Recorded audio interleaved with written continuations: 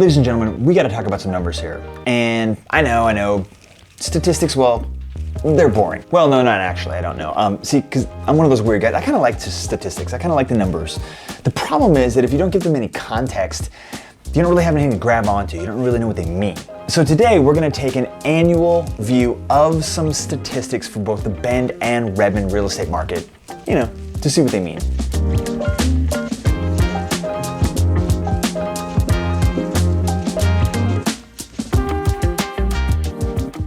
Okay, so disclaimer, first of all, the statistics that we're gonna go over are all based off of a single family residence in Bend or in Redmond. In Bend, the zip codes are 97701, 02, and 03, and in Redmond, it's 97756. And this is all under 1 acre, single family residential homes. So no townhomes or condos or anything like that, and no larger acreages. Now to be clear, especially today, you can make facts and figures, statistical facts and figures look kind of however you want. So if you think you've heard different numbers, you probably have. But that doesn't mean that either of them are wrong. They're just different. So my goal here is to touch on 3 different statistical categories for Bend and Redmond to really give buyers and sellers an idea of what's actually going on in the market in real time. So here's the first stat. This is the total number of transactions over the course of the year. This is how many homes were sold over the year. So in Bend, this past year, 2022, there were 2,054 homes sold. 399 were new construction and 1,655 were resales. Back in 2021, there was a total of 2,516 homes sold. 329 were new construction and 2,187 were resales, existing home sales. And in Redmond for 2022, there were 864 homes sold. And then in 2021, there were 1,187. So, let's take a second and unpack that. What does that all really mean? We are seeing far less homes sold in 2022 than in 2021. And it's really just been over the past 6 months since the interest rates spiked. We've talked about this before in the channel, but when interest rates soar like they did, moving from basically 3 to 6%, it really screws up affordability. And those buyers out there who were looking to make a move and needed to get a loan, kind of saw their opportunity dwindle, had to sit back on the fence and take a tea, if you know what I mean. This is something that I think that we're gonna continue to see well into 2023, as buyers with some of those lower down payment amounts are gonna find themselves continuing to sit and wait up on the fence.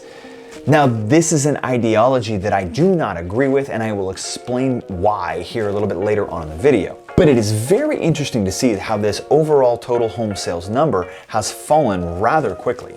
In Bend, the volume of homes sold over the last year has dropped 18%, and in Redmond, a crazy 27%. 27% fewer homes sold year over year. Speaking of timeouts, so wait.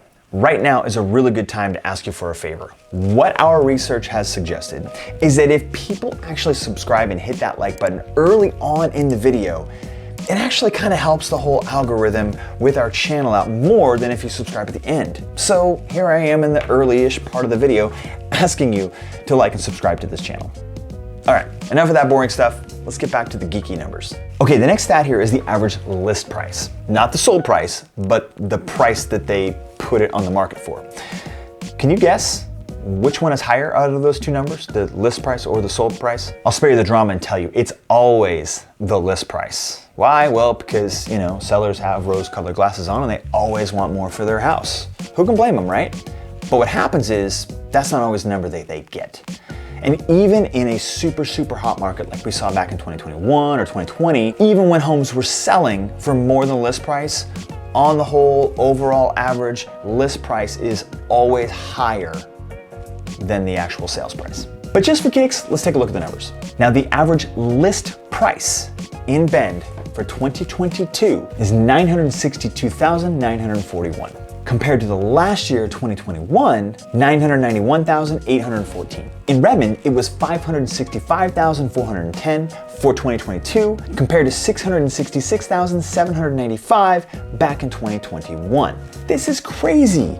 I can see maybe the sales price being down, but the list price being down? I'm still honestly trying to figure out exactly what all this means myself. But one thing is for sure is that the greedy selling season is over. Prices have finally come back down to reality where sellers and their agents are finally hearing the market saying, yeah, we are not paying those absurd prices. I mean, back in 2021, people were virtually auctioning their houses off to the highest bidder and asking absurd prices and getting it. And now that we've had 6 really hard months to just cool off, sellers and their agents are getting back to reality. And this is a good thing for everybody. Okay, the final set of numbers, I definitely hope you were sitting down for because it may be one of those like spitting out your coffee kind of moments.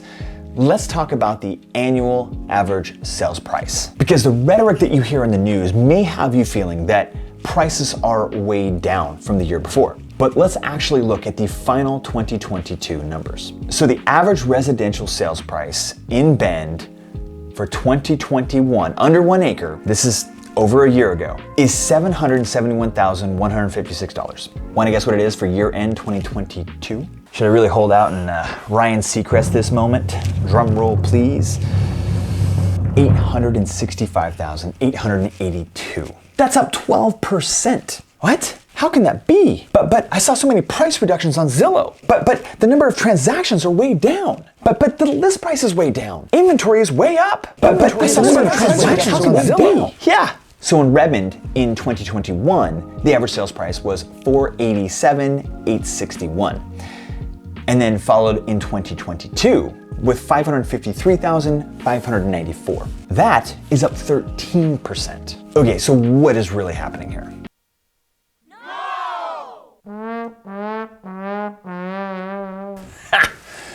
Sorry, I bet you thought I left you hanging there. All right, now that we have sound again, what is really going on here? The reality is that even though these numbers are down in one respect or the other to the year before, the 2 years before, the year before and the 2 years before, were not even remotely close to normal years. These were COVID years and things were absolutely crazy. All right, so let's look at one more number, and that's inventory. So you see, right now in Bend for January, right now where we're at, the inventory is sitting around 225 homes on the market. So compare that with this time last year, there were only 83 homes on the market. Now you might see that and go, see, that's a ton more, inventory's way up. And yes, that's true, but it's way up from 83. That's still not much. In fact, if we go back pre-pandemic and take a look at inventory, in 2019, there were 367 homes on the market this month, back in 19. And if we were to look at 2018, there were 430 homes on the market for the month of January in 2018. So still up from last year, but still down a ton from historical norms, pre-pandemic norms. And by the way, those were still really strong sellers markets. So the big question moving forward is, will the lack of available inventory match or meet the reduction of buyers who are looking to buy because of these increased interest rates, right? And that brings me back to my thoughts about buyers on the fence. Look, nobody knows where the bottom of the market is. It might be right now, it might be in 6 months. But that's the thing about markets, right? Is you never really know where the bottom is until it's already too late and until the market's already back on the rise. So if you are looking for a house and you actually find one that A, you can afford, and B, that you really like, well, there's no real reason why not to get into the market now and buy that house. I would recommend that you should. You see, you can get the house now as long as you afford it and you like it, and we can play games with interest rates later, like a year or two or multiple years down the road. Remember, this is a 30-year mortgage, and despite the last year, mortgage rates typically move fairly slowly. I mean, last year was the highest on record as far as how much they moved and how quickly they moved. But we can play with all that stuff later. You can refinance, take care of that later.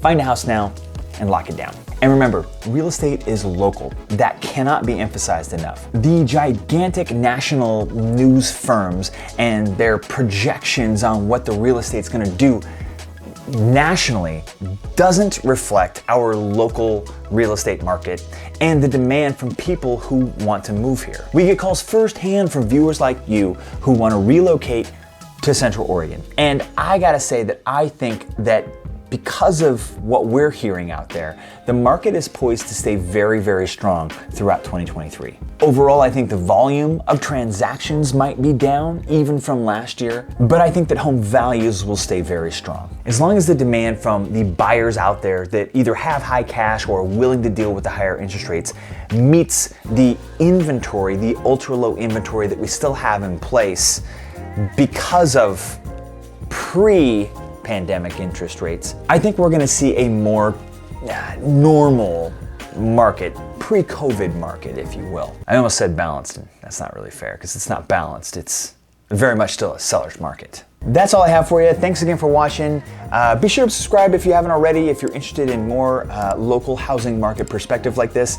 I'd love to hear your comments below on what you think the market's gonna do. And go ahead and follow us on our other social media platforms, Facebook, Instagram. You guys know the drill. Oh, and of course, you know, the whole point of this, if you are thinking about buying or selling real estate in the local Central Oregon area, we would love to hear from you. You can reach out to us at krommrealestate.com. We would love to hear from you to help you through that. And thanks very much for watching. We'll see you next week. Still 20%, which isn't really, but just, I mean, the interest rates are this high. I said I was gonna make this cleaner and I just started rambling.